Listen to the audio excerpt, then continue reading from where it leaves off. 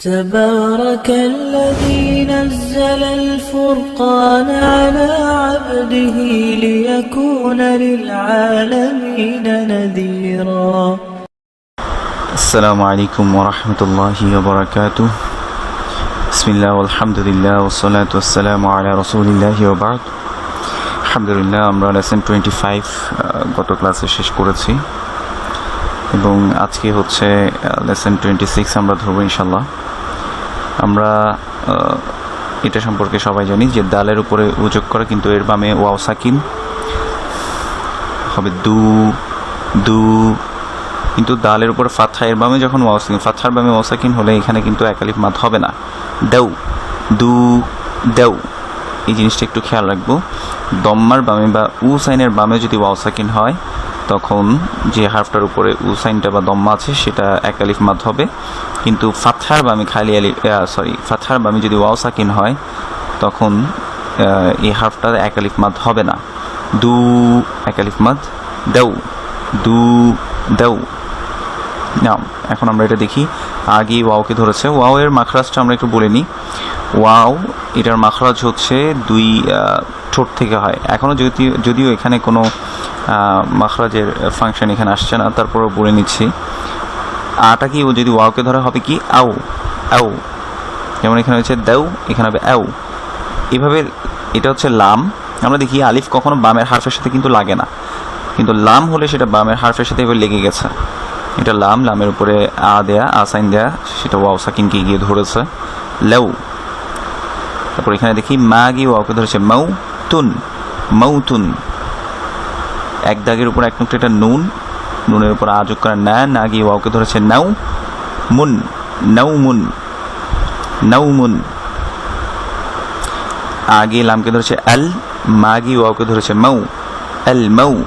এটা জিম, জিমের উপরে দম্মা দেয়া বা উসাইন দেয়া জু, আল মাউ জু, আল মাউ জু। এরপর এটা দেখি মাউ রুন, মাউ রুন, মাউ রুন। লাউ নুন, এই যে লাউ, লাউ সেম, লাউ নুন। পরে এটা দেখি মাউ, এটা লাম, এটা আলিফ, লামের উপর ফাতহা দেয়া, তারপর আমি খালি আলিফ, তাহলে লা মাউলা, মাউলা। পরে এটা কাফ, কাফের উপর উ দেয়া কু, মাউলা কু, কুটা কি মিমকে ধরেছে কুম, মাউলা কুম, মাউলা কুম। আলহামদুলিল্লাহ। এর পরের পেজে আমরা চলে যাই। এখানে যে ওই জিনিসটা এক্সপ্লেন করেছে, দালের উপরে আযোগ করে দ্যা বিদুন ইলমেদ, এখানে কোনো মাদ হবে না, কোনো রকম টান হবে না, দ্যা। কিন্তু দেখি যে দালের উপরে ফাতহা দিয়ে তার বামে যদি খালি আলিফ থাকে তখন এক আলিফ মাদ হবে দ্যা, তাহলে এটা হবে দ্যা দ্যা দ্যা দ্যা। এবার এটা আসি, দালের নিচে কাসরা দিলে দি, দি। এই দিতে কিন্তু কোনো প্রলঙ্গিং বা কোনো প্রকার মাদ বা টেনে পড়তে হবে না, টান ছাড়া পড়তে হবে দি। কিন্তু এই যে দালের নিচে কাসরা, এর বামে যখন ইয়া সাকিন হচ্ছে তখন কিন্তু এক আলিফ মাদ করে পড়তে হচ্ছে দি দি। এরপরে দেখি দালের উপরে যখন দম্মা আছে তখন হবে দু দু, কোনো প্রকার মাদ ছাড়া। কিন্তু দালের উপর দম্মার বামে যদি ওয়াও সাকিন থাকে তখন এক আলিফ মাদ করে পড়তে হবে দু দু। তাহলে আবার পড়ি দ্যা দ্যা দি দি দু দু, এভাবে। এবার দেখি যে দালের পাশে যদি, দালের উপরে ফাতহা হয়ে এর পাশে যদি ইয়া সাকিন থাকে, ফাতহার বামে যদি ইয়া সাকিন, তো ফাতহার বামে যদি ওয়াও সাকিন থাকে, এটা আমরা নোট করে নিতে পারি। ফাতহার বামে ইয়া সাকিন, ফাতহার বামে ওয়াও সাকিন থাকলে কোনো মাদ ছাড়া পড়ে যেতে হবে। যেমন দেই, দেই, দাটা কি ইয়াকে ধরেছে দেই, দাটা কি ওয়াওকে ধরেছে দেউ, দেই দেউ, দেই দেউ। না, আজকে আমরা লেসন 27-এ চলে আসি। লেসন 27টা হচ্ছে ওয়াও নিয়ে। ওয়াওয়ের মাখরাজ হতে দুই ঠোঁট থেকে, বা যেমন দুই ঠোঁট থেকে ছিল ঠিক একইভাবে হচ্ছে ওয়াওটাও দুই ঠোঁট থেকে হবে। যেমন ওয়াওর উপরে যদি আযোগ হয় হবে ওয়া ওয়া ওয়া, ডাব্লিউ এ, ওয়া যেমন হয় ঠিক তেমনিভাবে। তাহলে ওয়ার উপরে ফাতহা ওয়া, এটা লাম, দেখেন যে বামের হারফের সাথে লেগে গেছে, এটা হচ্ছে লাম। লামের উপর ফাতহা লা ওয়ালা, দালের উপর দম্মাতান দুন, দালের উপর উন যোগ করা দুন, ওয়ালাদুন ওয়ালাদুন।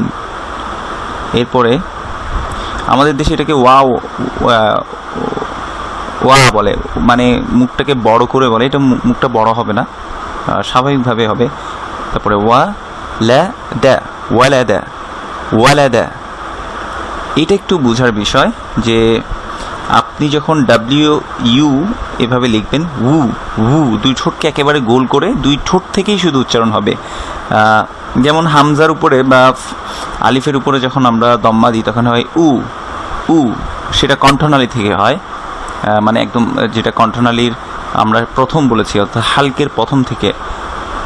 কিন্তু ওয়াওটা হবে দুই ঠোঁট থেকে, দুই ঠোঁটটা হালকা গোল হবে, যেহেতু এটাতে দম্মা আছে, হালকা গোল হয়ে বাতাস বের হবে সাথে। আমরা যদি ঠোঁটের সামনে একটু করে আমাদের হাতটাকে রাখি, তাহলে একেবারে ঠোঁটটাকে গোল করে তারপরে ওয়াওয়ের সাথে দম্মা দিয়ে উচ্চারণ হবে উ উ, উলিদা, উলিদা, উলিদা। যদি হামজা হতো হতো উলিদা, একটা হচ্ছে উলিদা হামজা দিয়ে, আর এটা হচ্ছে উলিদা, উলিদা। তারপরে এটা দেখি ওয়াওর উপরে ফাতহা দেওয়া ওয়া, এর বামে খালি আলিফ থাকাতে এই এক আলিফ মাদ হবে, এটা ওয়া, এক দাগের নিচে এক নুক্তা, এটা বা, বার নিচে ই যোগ করে বি, ওয়া বি লুন, ওয়া বি লুন। এরপরে দেখি ওয়া, বার উপর ফাতহা, এর বামে খালি আলিফ থাকে, বা এক আলিফ মাদ হবে, ওয়া বা, ওয়া বা লা, ওয়া বা লা, ওয়া বা লা। মনে রাখবো এই তিনটা যদি আমরা শিখে নিতে পারি, আমি একটু আগের ইয়াতে যাচ্ছি, এখানে জাস্ট আমরা যা যা শিখেছি মাদের ক্ষেত্রে, আমরা এখানে জাস্ট একটা কনক্লুশনে এসেছি। সেটা কি, যদি শুধু ফাতহা হয় কোনো মাদ হবে না, ফাতহার বামে যদি খালি আলিফ থাকে, এই যে আ সাইনের বামে যদি খালি আলিফ থাকে, এক আলিফ মাদ হবে। আমরা মাদ এখন পর্যন্ত 3 প্রকার শিখেছি, হ্যাঁ, এটা আমরা মাথায় রাখবো, এটাকে নোট করে রাখবো, যেভাবে পারি আমরা মুখস্থ করার চেষ্টা করব। কোরআনে যেখানে যেভাবে এভাবে দেখবো যে ফাতহার বামে খালি আলিফ আসছে, সেখানে আমরা এক আলিফ মাদ করব। এরপরে দেখি কাসর বা ই সাইন, ডালের নিচে ই দেওয়া আছে, দি, এটাতে কোনো মাদ হবে না বা টেনে পড়তে হবে না। কিন্তু যখনই এই কাসরর বামে ইয়া সাকিন আসছে, কাসরর বামে যখনই ইয়া সাকিন আসছে, তখনই আমরা এটাকে এক আলিফ মাদ করে পড়ছি। দি, এখানে যদি বা দিয়ে ইয়া সাকিন হতো, বায়ের নিচে কাসর দিয়ে ইয়া সাকিন হতো, বি, তা দিয়ে কাসর দিয়ে এর বামে ইয়া সাকিন হতো, তি, হ্যাঁ, একইভাবে এভাবে আমরা পড়ে যাবো। তাহলে আমরা প্রথমে শিখলাম কি, একটা মাদ ফাতহার বামে খালি আলিফ, কাসরর বামে ইয়া সাকিন, কাসরর বামে ইয়া সাকিন, অথবা ই সাইনের বামে ইয়া সাকিন। এরপর আমরা যেটা শিখেছি যে দম্মার বামে ওয়াও সাকিন, অথবা উ সাইনের বামে ওয়াও সাকিন, উ সাইনের বামে ওয়াও সাকিন অথবা দম্মার বামে ওয়াও সাকিন হলে এক আলিফ মাদ করে পড়তে হয়। এটা হচ্ছে আমাদের কনক্লুশন। আমরা যতগুলো মাদ শিখেছি এগুলো হচ্ছে মূল মাদ বা মাদের হারফ। মূল হচ্ছে মাদ্দে আসলি বলা হয় অনেক সময়, যে মূল মাদ, অথবা মাদ্দে তবিও বলা হয়। এটা হচ্ছে ফাতহার বামে খালি আলিফ, কাসরর বামে ইয়া সাকিন, দম্মার বামে ওয়াও সাকিন হলে এক আলিফ মাদ করে পড়তে হয়। না, আমরা এখান পর্যন্ত আসছিলাম। তাহলে দেখেন এই যে ফাতহা, তার বামে খালি আলিফ আসছে, ওয়াবালা, ওয়াবালা। এরপরে দেখেন ওয়া জা দা, ওয়াজাদা, ওয়াজাদা। এরপরে দেখি ওয়া, কিন্তু এর বামে খালি আলিফ আছে, খেয়াল করেছি, ফাতহার বামে খালি আলিফ, এখানে এক আলিফ মাদ হবে, ওয়াদিন, ওয়াদিন। এরপর এক দাগের নিচে 2 নোক্তা হলে এটা হচ্ছে ইয়া, ইয়া, ওয়ার উপরে ফাতহা ওয়া, ইয়াওয়া, ইয়া ওয়া, ইয়াওয়া, ইয়াওয়া। এটা আমরা আস্তে আস্তে পড়ার চেষ্টা করবো, একটা একটা ভেঙে পড়বো, ইয়া ওয়া, ইয়াওয়া, ইয়াওয়া, এভাবে করে পড়বো। ওয়াটা কি দালকে ধরেছে, কারণ ওয়া সাউন্ডটা এখানে দালকে ধরেছে কেন, এখানে তাজদিদ আছে, আর তাজদিদ হচ্ছে লুকায়িত একটা সাকিন আছে এখানে।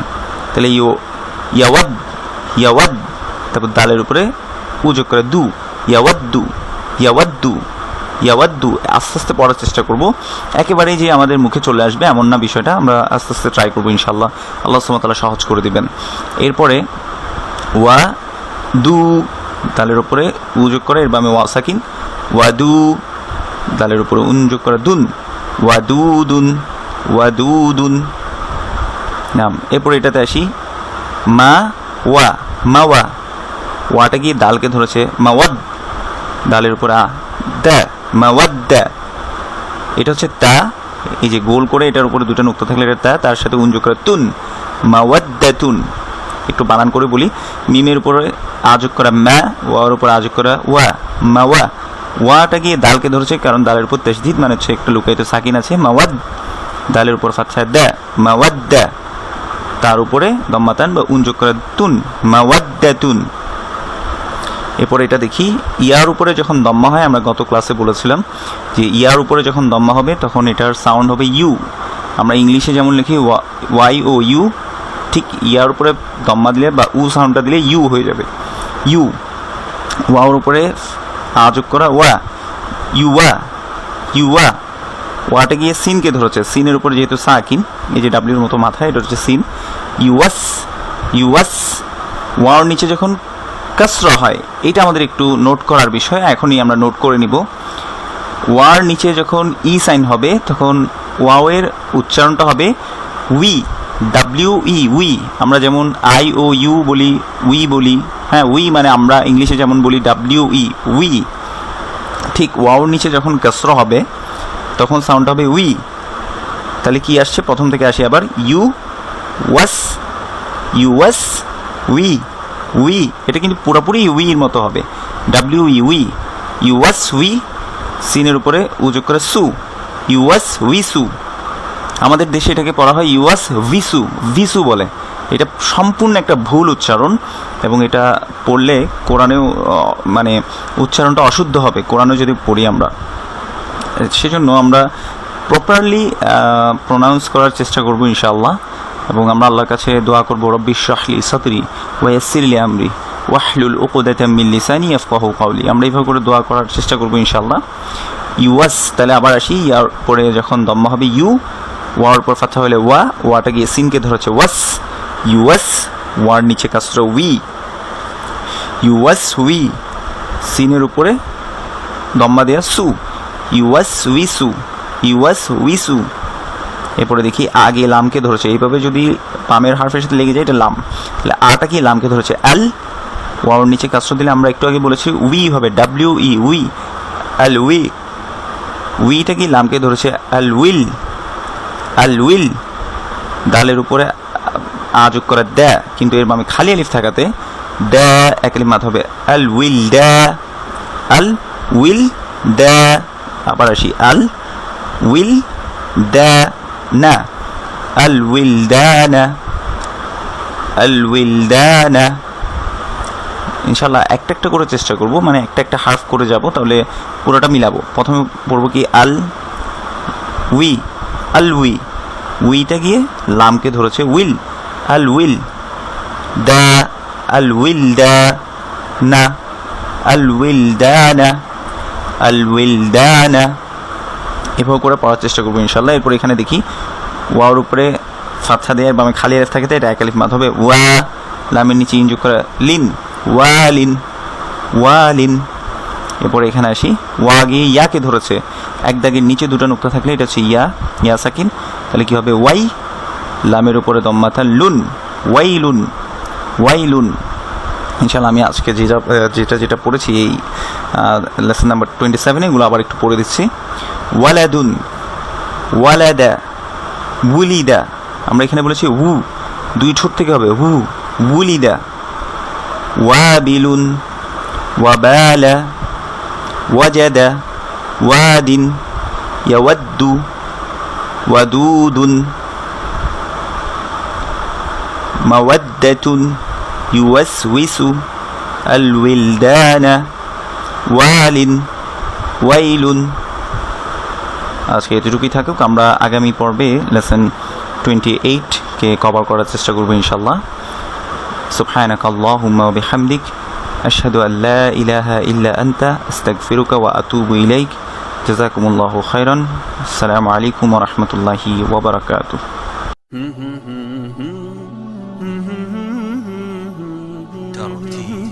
ترتيل